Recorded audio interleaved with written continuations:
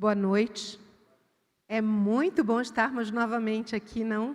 Quarta-feira passada foi muito gostoso, foi muito boa a nossa semana até aqui e estamos de volta. Na próxima quarta-feira continuamos e toda quarta-feira estamos aqui juntos orando e intercedendo pelos nossos queridos, sejam familiares, sejam amigos, sejam vizinhos, desconhecidos. Aqui estamos para nos aquecermos e para um fortalecer o outro. Por isso que nós viemos aqui.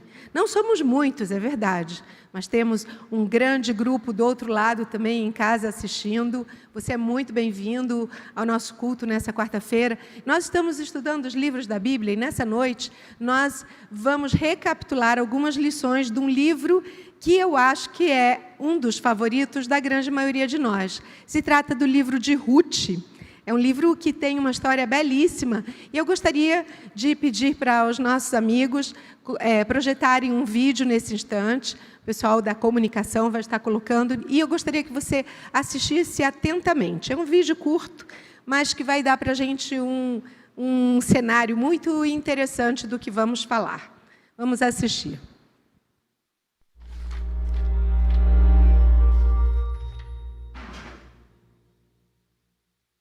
O livro de Ruth é um trabalho brilhante de arte teológica que nos convida a refletir sobre a questão de como Deus está envolvido nas alegrias e dificuldades do dia a dia das nossas vidas. Há 3 personagens principais no livro: Noemi, a viúva, Ruth, a moabita, e Boaz, o agricultor israelita. E sua história é contada em 4 capítulos que são projetados lindamente. Vamos nos aprofundar e ver como tudo se desenvolve. O capítulo 1 começa com essa frase: nos dias em que os juízes decidiram. E isso nos lembra dos dias muito sombrios e difíceis do livro de Juízes. E aqui encontramos uma família israelita em Belém, lutando para sobreviver à fome. E assim, em busca de comida, eles se mudam para a terra de Moabe, antigo inimigo de Israel. E aí o pai da família morre. E os filhos se casam com 2 mulheres moabitas, Ruth e Orfa. E então os filhos também morrem. E assim, eles deixam apenas Noemi e essas 2 novas noras. E Noemi não tem mais motivos para ficar. E ela diz às suas novas noras que ela está voltando para casa. E Noemi sabe que a vida de uma viúva solteira e estrangeira em Israel é muito difícil. E então ela compele as mulheres a ficarem para trás. Orfa concorda, mas Ruth não. Ela mostra uma lealdade notável a Noemi. E ela diz: onde quer que você for, eu vou. O seu povo se tornará o meu povo e o seu Deus se tornará o meu Deus. E assim as 2 retornam a Israel juntas. E o capítulo termina com Noemi mudando seu nome para Mara, o que significa amargura em hebraico. E ela lamenta o seu destino trágico. O capítulo 2 começa com Noemi e Ruth discutindo onde vão encontrar comida. E acontece que é o começo da colheita da cevada. E assim, Ruth sai em busca de comida e acontece que ela acaba colhendo grãos no campo de um homem chamado Boaz, que por acaso é parente de Noemi. Nos é dito que Boaz é um homem de caráter nobre, e ele observa Ruth. E assim, depois de descobrir mais sobre a sua história, ele mostra uma generosidade notável a ela. Ele permite que a imigrante Ruth possa colher grãos em seu campo. E ao fazê-lo, Boaz realmente obedece a um mandamento explícito da Torá, que é mostrar generosidade aos imigrantes e aos pobres. Boaz está tão impressionado com a lealdade de Ruth a Noemi que ora por ela para que Deus a recompense por sua ousadia. Então Ruth chega em casa naquela noite e Noemi descobre que ela conheceu Boaz e ela está emocionada. Ela diz que Boaz é o resgatador da sua família. Agora, essa coisa de resgatador da família era uma prática cultural em Israel, onde se um homem da família morresse e deixasse para trás uma esposa, filhos ou terra, era responsabilidade do resgatador da família casar-se com aquela viúva, aceitar a terra e proteger essa família. Então, Noemi começa a ter esperança de que talvez haja um futuro para a sua família. O capítulo 3 começa com Noemi e Ruth fazendo um plano para que Boaz perceba a sua situação. Então Ruth parará de usar roupas de viúva de luto e dará sinais de que ela está disponível para casar-se. E assim, Ruth vai ao encontro de Boaz na fazenda naquela noite. E quando ela se aproxima, Boaz acorda e ele está totalmente surpreso. E Ruth deixa as suas intenções muito claras. Ela pergunta se Boaz vai redimir a família de Noemi e se casar com ela. Boaz é mais uma vez surpreendido pela lealdade de Ruth, Noemi e sua família. E ele chama Ruth de uma mulher de caráter nobre. É o mesmo termo usado para descrever a mulher de Provérbios 31. Então Boaz diz a Ruth para esperar até o dia seguinte, e ele resgatará Ruth e Noemi legalmente perante os anciãos da cidade. E assim o capítulo termina, com Ruth retornando a Noemi, e elas se maravilham juntas por todos esses eventos recentes. No capítulo 4, tudo se encaixa. Acontece que, no último minuto, Boaz descobre que há um membro da família que está mais perto de Noemi do que ele, e ele é realmente elegível para resgatar a família antes de Boaz. Mas no último segundo, esse membro da família descobre que ele vai ter que se casar com Ruth, a moabita, e se recusa. Mas Boaz conhece o verdadeiro caráter de Ruth. E assim ele adquire a propriedade da família de Noemi e se casa com Ruth. E assim, no começo, como Ruth era leal à família de Noemi, agora Boaz é leal à família de Noemi também. A história termina com uma reversão de todas as tragédias no capítulo 1. Assim, a morte do marido e dos filhos é revertida, quando Ruth se casa novamente e dá à luz a um novo filho, concedendo alegria a Noemi. E essa simetria entre abertura e encerramento é ainda mais notável. Então, lembre-se, a tragédia da abertura foi seguida por um grande ato de lealdade da parte de Ruth. E isso agora é correspondido pelo ato de lealdade de Boaz que leva à restauração final da família. E essa simetria também destaca o conceito dos capítulos internos. Cada um dos capítulos começa com Noemi e Ruth fazendo um plano para o futuro.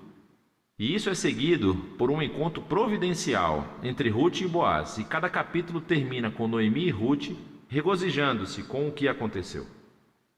Essa história é projetada lindamente, e esse conceito realmente se conecta com uma característica realmente interessante da história, que é o fato de haver pouca menção de Deus. Claro, os personagens falam sobre Deus algumas vezes, mas o narrador nunca menciona Deus fazendo algo diretamente na história. E esse é o seu brilhantismo, porque a providência de Deus está em ação por trás de cada cena dessa história, tecendo as circunstâncias e as escolhas de todos esses personagens. Então, a tragédia de Noemi a leva a pensar que Deus a está punindo. Mas, na verdade, a história toda é sobre a missão de Deus de redimir ela e a sua família. Ele está fazendo isso através de Ruth, através de sua ousadia e lealdade, que traz cura para a vida de Noemi. Mas não sem Boaz, que é um agricultor prático, cheio de generosidade e lealdade. E assim, Deus usa sua integridade, combinada com a ousadia de Ruth, para salvar Noemi e a sua família. E assim, essa história explora de maneira brilhante a interação dos propósitos e da vontade de Deus com a decisão e a vontade humanas. Deus entrelaça a obediência fiel do seu povo para realizar os seus propósitos redentores no mundo. E isso leva ao final verdadeiro da história. O livro de Ruth conclui com uma genealogia, mostrando como o filho de Boaz e Ruth, Obed, era o avô do rei Davi, de onde veio a linhagem do Messias. E assim, de repente, esses eventos aparentemente mundanos e comuns nessa história estão entrelaçados na grande história de redenção de Deus para o mundo inteiro.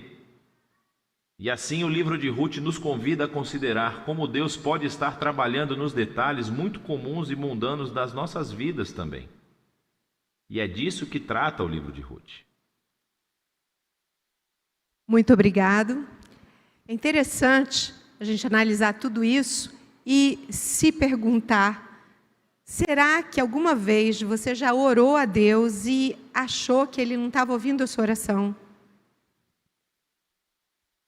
Você já se sentiu sozinho nesse momento? Sentiu que ninguém se importa, nem mesmo Deus está te ouvindo, e você, como se clamasse, gritasse, Deus, por favor, me ajude, você está me ouvindo mesmo? Está me ouvindo? Talvez as coisas estejam tão ruins, em alguns momentos da vida, que parece até que Deus não se importa com a gente. Hoje, nós temos alguém com uma história semelhante, que foi Ruth, que nós acabamos de ver. Mas a história desse livro de Ruth, por mais interessante que pareça, é mais sobre uma mulher chamada Noemi. Mas o livro tem o nome de Ruth. Noemi, Elimeleque, seus 2 filhos, eles começaram a vida juntos, todos morando em Belém. É interessante lembrar que Belém era a terra prometida. E ali eles estavam morando em Belém, mas o tempo, a época que eles estavam morando, só no livro de Juízes que fala, que nós estudamos na quarta-feira passada. Mas dizem Juízes que o tempo, esse momento que aconteceu a história de Ruth, era uma época de degeneração moral. Ou seja, haviam problemas, muitos problemas, e havia também uma opressão para com aqueles que não eram da terra, que não moravam lá em Belém. Embora eles estivessem morando ali e fosse uma terra prometida, naquele período que Noemi estava com a sua família em Belém, não havia pão, havia escassez de pão, havia falta de pão. Então, interessante que eles estavam num lugar onde eles estavam indo dormir com fome. Entre aspas, Deus estava permitindo que os seus filhos fossem para casa com fome? Será mesmo isso? Belém, a casa do pão, não tem pão. Por causa dessa fome que estava sendo muito intensa, Elimeleque então decidiu que a sua família iria sair de Belém e iria para uma outra terra. Iria para a terra prometida. A gente não sabe qual foi a opinião de Noemi em relação a essa mudança. Porque Noemi, nesse momento, ela não tinha muito direito à voz, né? Nesse instante na história. Não que ela não tivesse direito à voz, mas a Bíblia não menciona o que ela falou, qual era a opinião dela em relação a essa mudança. Era o homem quem tomava as maiores decisões na família. Assim, de todos os lugares que Elimeleque podia escolher para se mudar com a família dele, para ter mais recursos, mais condições, melhores situações para oferecer para sua família em termos de alimento e condições, ele escolheu a cidade de Moabe. E lá em Moabe moravam moabitas, assim como no Rio de Janeiro moram cariocas, São Paulo moram paulistas, ali moravam moabitas. E de onde vinham esses moabitas, hein?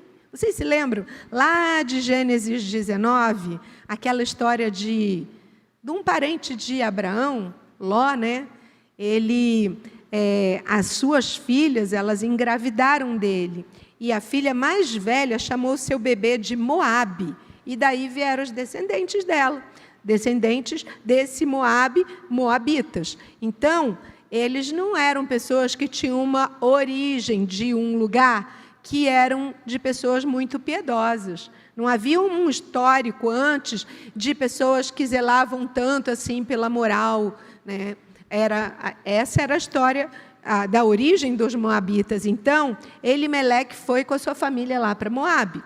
E lá em Moabe, a gente também não tem tanta informação, porque tão rápido quanto a Bíblia menciona que Elimeleque se mudou para lá com a sua família, para Moabe, logo ele faleceu, logo ele morreu.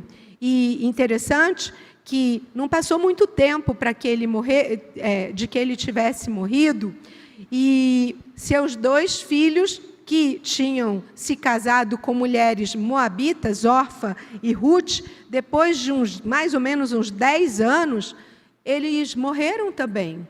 Então, como se não bastasse para Noemi ficar viúva, ela também ficou sem filhos, né? Diz que filho é órfão. A mãe ficou órfã de filhos, né? Porque eu não sei muito bem qual é o nome que diz para a mulher sem filhos, mas ela ficou órfã de filhos. Essa é a verdade. Órfã de marido, ou seja, viúva. Então, para ela, a vida agora, puxa, não tem mais ninguém. Eu vim para um lugar, não sou daqui, sou estrangeira. Ainda perco todo mundo? Sobrou nora, mas nora não é parente, né? Assim como minha avó dizia que genro não é parente, embora ela gostasse muito do meu pai, mas a verdade é que parente de sangue não é mesmo, né? Então, ali ela estava estrangeira, sem família, agora com 2 noras que sobrou. Podia ter sobrado os filhos, né? Mas sobraram as noras. E ainda por cima, os filhos, o marido, não tinha feito uma pólice de seguro.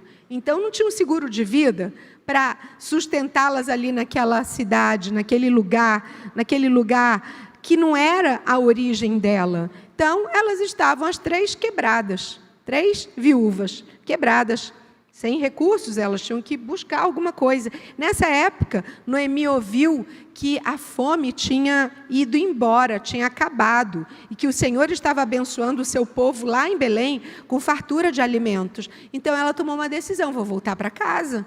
Né? É a decisão que normalmente as pessoas que estão sozinhas pensam, né? Bom, deu tudo errado, vou voltar para minha casa, né? Vou voltar para a minha origem. E a gente, como ser humano, sempre é interessantíssimo. Quando as coisas não vão muito bem, a gente pensa, vou voltar para minha casa, vou voltar para onde eu vim.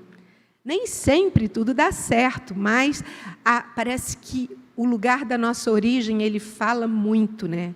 Já percebeu porque as coisas aqui nessa terra são difíceis? Porque a gente não é daqui.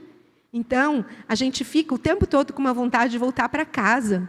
Mas a nossa casa de verdade, que é lá com Jesus. Essa é a casa que a gente quer voltar a morar, quer ir lá estar, na nossa origem de verdade. Então, ela diz para as noras dela, olha, já que nós estamos aqui juntas, vamos voltar lá para Belém, para a minha terra, porque lá tem comida, acho que lá vai ter uma chance melhor para a gente se dar bem, para a gente conseguir recuperar o que nós perdemos aqui. E também, eu não tenho mais nada para oferecer para vocês. O que eu tenho para oferecer é voltar para os meus parentes, para a minha terra. E aí eu queria convidar vocês a abrirem a Bíblia no livro de Ruth, no capítulo 1, nos versos 12 e 13. E deixa a sua Bíblia aberta aí. Porque elas vão para Belém, mas no caminho, sei lá que momento do caminho, Noemi pensa, talvez agora pensando mais racional, no início da viagem, e também a Bíblia não traz todos esses detalhes, mas ela raciocina, eu vou voltar com as minhas noras, elas têm família, estão deixando a família lá, né? Deixa eu conversar com elas aqui melhor. E aí ela se vira para as meninas, para as moças, para as mulheres, e diz para elas, vocês deviam voltar para a casa de vocês, e para a casa da sua mãe, e encontrar um outro marido. Não vem comigo não, é melhor vocês voltarem. Mas elas já estavam a caminho. Só que ela pede para elas voltarem, porque ela pensa melhor. Acho que, sabe, naquele ímpeto de sair de viagem, vamos embora, vamos se mudar. Foi todo mundo arrumando a mala, elas foram no ímpeto. E agora, na viagem que a mala já está pronta, já se despediu da casa, das pessoas lá de Moabe, aí ela pensa com a cabeça mais fria, assim, mais tranquila, e aí ela fala o que está na Bíblia, o que nós vamos ler juntos agora. Tornai, filhas minhas, ide-vos embora, porque eu sou velha demais para ter marido. Ainda quando eu dissesse, tenho esperança, ou ainda que essa noite tivesse marido e houvesse filhos nessa noite, esperá-los-íeis até que viessem a ser grandes, abster-vos-íeis de tomardes marido? Não, filhas minhas, porque por vossa causa a mim me amarga o ter o Senhor descarregado contra mim a sua mão. Nós temos algumas coisas interessantes para analisar aqui, mas quando ela insistiu e falou com elas, ela reforçou esse detalhe. A mim me amarga o ter o Senhor descarregado contra mim a sua mão. Em outras palavras, a mão do Senhor se voltou contra mim. Então, só está dando tudo errado, né? Eu estou sozinha, não tenho muito para oferecer, não vou ter filhos que possam contemplar a necessidade de vocês atual. Orfa se convenceu e voltou. Claro, eu imagino que elas se abraçaram. A Bíblia fala que ela beijou Ruth e ela se foi, mas ela deve ter, não sei, chorado, se despedido e voltou, ia voltar para casa. Mas Ruth não, ela se apegou com a sua sogra. Essa sogra devia ser uma sogra com S minúsculo, né? Aquela sogrinha queridinha, porque sogra com S maiúsculo não seria tão assim. Não sei, a imagem que a gente tem é essa, né? Mas uma sogrinha queridinha, assim. Eu imagino que ela dissesse assim, eu amo muito a minha mãe, mas a senhora é minha mãe também. Eu tenho duas mães, a minha mãe e você. Quem sabe ela pensasse, também isso não fala na Bíblia, a minha mãe tem outros irmãos, ela pode me visitar depois. Eu não sei o que ela pensou, mas ela quis ficar com a com a sua sogra. Interessante que esse verbo se apegar ou se agarrar a ela é uma palavra de origem hebraica. Eu não sei pronunciar, viu, pastor? O senhor é bom das línguas aqui, pastor Fanuel, mas eu não sei pronunciar. Mas aqui diz dabak, que significa estar unido. Essa união de Ruth com a sua sogra era uma união como se as duas fossem uma só pessoa. Era bem unida mesmo. Elas estavam tão unidas, tão amigas, como se fosse uma só. O que Ruth fala a seguir, depois que a sogra tentou convencer, nós vimos agora há pouco ali no vídeo, mas está em Ruth, capítulo 1, verso 16, e quase todos nós que aprendemos as histórias da Bíblia desde criança sabemos esse verso de cor, ou quase de cor. E a gente repete, fala. Quando nós éramos crianças e estávamos na escolinha sabatina, a gente falava, depois crescendo como jovem, como adulto, e é lindíssimo. Disse, porém, Ruth, ela disse para quem? Para Noemi. Porque antes, no verso 15, vamos dar uma olhadinha ali, disse Noemi para Ruth: eis que tua cunhada voltou ao seu povo e aos seus deuses, também tu volta após a tua cunhada. Vai, sua cunhada já foi, vai, que ainda dá tempo de você ir, quem sabe até você alcance ela pelo caminho. Mas aqui na Bíblia diz, no verso 16, disse, porém, Ruth, não me enches para que te deixe, não insiste não me faz deixar você, e me obrigue a não seguir-te, não me obrigue a não seguir-te, porque aonde quer que fores, irei eu, e onde quer que pousares, ali pousarei eu. O teu povo é o meu povo, o teu Deus é o meu Deus. Verso 17. Onde quer que morreres, morrerei eu, e aí serei sepultada. Faça-me o Senhor o que bem lhe aprouver, se outra coisa que não seja a morte me separar de ti. Também tem algumas coisas fortes aqui nessa promessa dela. Ela, primeiro, ela aceitou o mesmo Deus da sua sogra. Em outras palavras, elas iriam para a mesma igreja juntas, iriam orar juntas, iriam começar o dia, terminar o dia juntas. Elas estavam decididas agora, Ruth, a seguir o Deus dela. Mas não só apenas isso, ela também estava se rendendo ao castigo de Deus. Mas que castigo é esse? Veja bem, a morte, se ela perdesse a sogra dela, já tinha perdido o sogro, o cunhado, o marido. Se ela perdesse a sogra dela pela morte ela tivesse que ficar separada, sozinha, ela estava disposta a aceitar isso. Mesmo se fosse alguma desgraça bem grande como essa, ela estava disposta, mesmo que ela fosse separada de Noemi, mesmo que pela morte. Eu acho isso poderosíssimo, porque aqui ela fala, onde quer que morreres, morrerei eu, e aí serei sepultada. Faça-me o Senhor o que bem lhe aprouver, se outra coisa que não seja a morte me separar de ti. Ela podia até se separar da sogra, mas só se fosse pela morte. Olha, esse texto é tão lindo, tão lindo, tão lindo, que algumas meninas aplicam esse texto, alguns rapazes, homens também, aplicam esse texto para o casamento, para ser um voto de fidelidade ao casamento. Muita fé, muito amor, muita coisa boa aqui. Veja bem, Ruth, ela não estava só proclamando uma fidelidade superficial, ela estava proclamando uma fidelidade verdadeira. Então, quando Noemi e Ruth chegam a Belém, há uma grande agitação na cidade, porque provavelmente elas sabiam o que tinha acontecido, né? Agora está voltando, tadinha da Noemi, as amigas, os amigos chegam perto, e Noemi fala logo, olha, meu nome mudou, eu vou mudar meu nome. Não me chamam mais de Noemi não, porque Noemi é um nome tão bonito. Me chama de Mara, porque Mara é o que eu estou vivendo agora. Mara é a situação da minha vida hoje, amarga. Ela diz a eles que ela foi embora cheia, ou seja, foi com filho, com marido, com família, mas o Senhor a trouxe de volta para Belém vazia. O Todo-Poderoso trouxe infortúnio sobre mim. Isso era o que ela imaginava. Então, pelas palavras de Noemi, dá para a gente entender que ela se sentia, de certa maneira, abandonada. Ela estava se sentindo abandonada por Deus, tipo, nossa, não, como dizem os jovens hoje em dia, ela diria, se ela fosse tão jovem assim, deu ruim, Não deu certo, deu tudo errado. Não deu certo, estou voltando sozinha. Ela se sente até como se Deus tivesse virado as costas para ela nesse momento.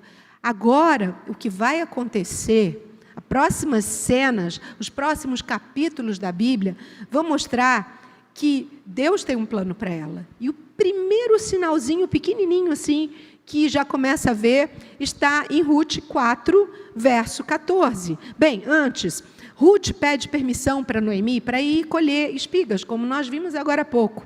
Ela pede permissão para respigar e acaba lá no campo de Boaz. E você já conhece o resto da história. Que ela foi, que se casou, a história é conhecida. Aí em Ruth, capítulo 4, verso 14, olha só o que acontece. Então, olha, indo lá para frente. Então as mulheres disseram a Noemi: louvai ao Senhor, seja o Senhor bendito, que não deixou hoje de te dar um neto, que será teu resgatador, e seja afamado em Israel o nome desse. Bem, as mulheres, as amigas de Noemi, não achavam que o nome Mara combinasse com ela. O tempo passou muito rápido lá em Belém, de volta a Belém. E agora as amigas falam para ela: olha, tua nora te ama muito, porque ela tem dado para você mais, melhor do que se você tivesse 7 filhos. Ela deu para você um neto. Deus deu uma nova família para você, por meio de sua nora, lá dessa outra cidade que você morou, do exterior, lá em Moabe. Ruth. Então, Deus redimiu Noemi. E qual o nome dessa criança mesmo? Vamos dar uma olhada aqui no versículo 17 do capítulo 4. As vizinhas lhe deram um nome, dizendo: a Noemi nasceu um filho. E lhe chamaram Obed. Obed. Eu não sei não, mas eu acho que a gente também tem uns Obedes na nossa vida, sabe? Assim, quando a gente olha para tudo que acontece na nossa vida de desgraça, entre aspas, de coisas que não dão certo, e fala assim: puxa, eu não merecia isso, mas Deus me deu. Noemi nunca ia imaginar que Ruth, quando ela saiu e voltou para Belém, jamais ela ia imaginar o fim da história, que Ruth ia conhecer um parente, ia se casar com ele, ela não imagina, ainda ia ter um filhinho, e em tempo dela segurar esse bebê no colo.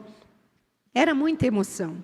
Ela sentia que ela não merecia aquilo tudo. Ela segurou esse bebê no colo, e isso provavelmente a fez chorar de muita emoção, porque, sabe, quando você faz um bolo bem bonito e coloca uma cobertura, e no final de tudo você coloca lá uma decoração, uma cereja, ou uma fruta, uma coisa bonita ali em cima, uma florzinha feita de frutas, quem sabe, e você põe ali em cima do bolo, aí você olha e fala assim: agora ficou bonito. Então, esse bebê, ele era a cereja do bolo da vida de Noemi. Ele era, sabe, aquele toquezinho. Ela sentia que agora sim estava bonito esse bolo. Às vezes, na nossa vida, acontecem alguns detalhes que são igual a cereja do bolo. A gente não estava esperando, mas Deus derrama bênção sem medida. No sábado passado, à noite, eu recebi um presente. Eu revi uma ex-aluna que eu não via há muitos anos. Eu não sei, acho que uns 15 anos, mais de 15 anos. E foi uma conversa muito agradável. E eu vi essa minha ex-aluna com uma bebezinha linda no colo. E eu pensei: essa é a cereja do bolo. E ali está a Bruna com a filhinha dela e o marido. E, para mim, encontrar uma ex-aluna depois de tantos anos e ver uma bebezinha no colo dela, essa é a segunda filhinha da Bruna, mas eu não a vi por anos, e ver uma cerejinha dessa é muito presente. A Bruna tem tido muitos capítulos na vida dela, igual Noemi, né, Bruna? Muitos capítulos de desafios, mas Deus deu para você essa cerejinha aí. Linda, maravilhosa, para tornar, e deu uma cereja maior. Eu acho que do lado da cereja ele pôs várias assim, mas pôs uma outra maior, que é esse moço simpático que está do seu lado. Deus é muito bom para a gente. Ele nos ama, Ele ama muito você. Ele te trouxe aqui, quem sabe, para você se lembrar disso. Que há momentos na vida que a gente precisa exercitar uma fé que não é nossa, é sobrenatural. A fé não é um formulário que eu pego e dou para Deus preencher assim, ou uma moeda mágica que eu jogo naquelas maquininhas lá, que eu nunca usei, mas as pessoas esperam que caia uma coisa, né? Então, aquela maquininha de bênçãos lá, não. Deus é Deus e nós não ousamos nem pensar em tratar Deus como uma mercadoria, de jeito nenhum. A fé funciona. A fé sempre funciona, mas para ela funcionar, ela tem que ser exercitada. Sem o exercício da fé, dá ruim, não dá certo, precisa. Vamos exercitar mais a nossa fé? Nós precisamos. Que tal ver o que Deus tem reservado para nós? Eu escolhi um poema para ler para vocês, eu até coloquei aqui, eu deixei cair isso, eu acho que ele não está funcionando, Priscila. Então, eu vou precisar da sua ajuda ali. Muito bem. Vocês vão me acompanhando enquanto eu vou lendo, ok?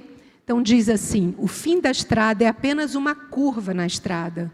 Quando sentimos que não temos mais nada para dar e temos certeza de que a música acabou, quando o nosso dia parece acabar e as sombras caem e a escuridão da noite desceu, onde vamos encontrar forças para continuar tentando?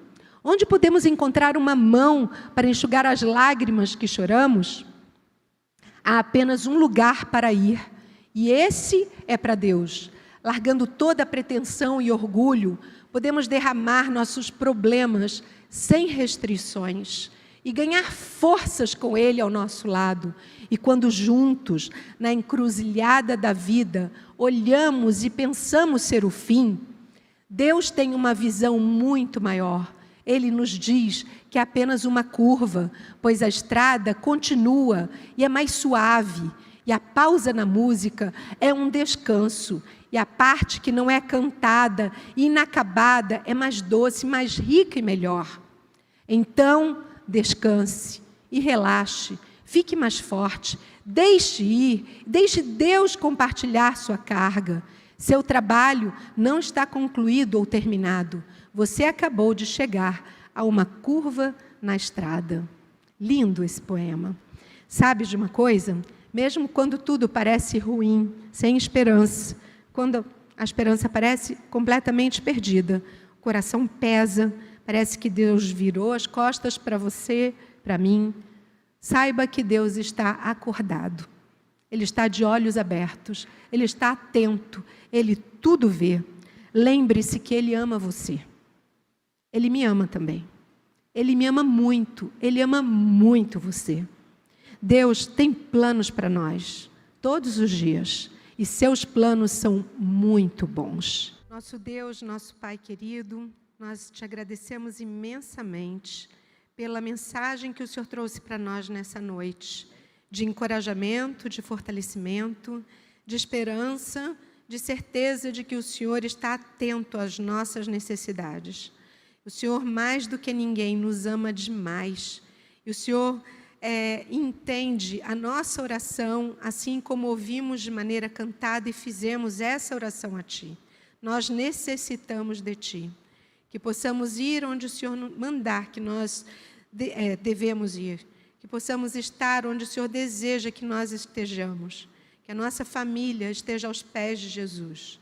Que nós possamos buscar de Ti a luz, a força, contagiar outras pessoas, assim como essa sogra querida, órfã, ou melhor, Noemi, contagiou as suas noras, Orfa e Ruth, assim como ela. Possamos contagiar outras pessoas da nossa família com seu amor, para que outros desejem conhecer o nosso Deus, estar pertinho de nós, estar pertinho de Ti.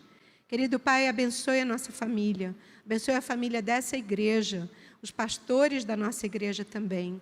Abençoe aqueles que nos ouvem, nos assistem, que nós possamos seguir nessa semana, fortalecidos contigo, porque só Tu és o nosso Deus e desejamos atender a Sua voz. Nós oramos, crendo e confiando no Seu poder, em nome de Jesus. Amém.